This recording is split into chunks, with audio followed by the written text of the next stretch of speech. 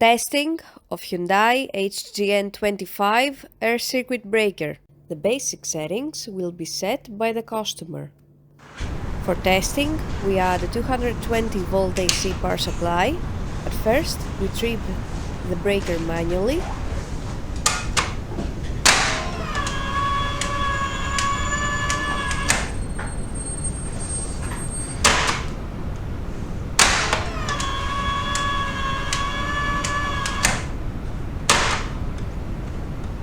Then we trip the breaker with the help of the UV key.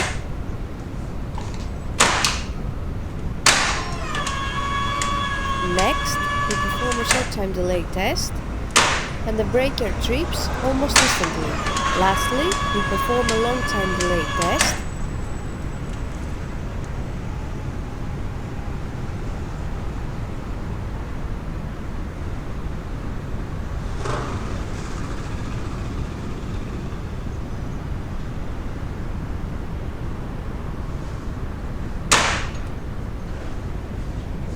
It is now clear that the air circuit breaker is working successfully and is ready to be delivered to the customer.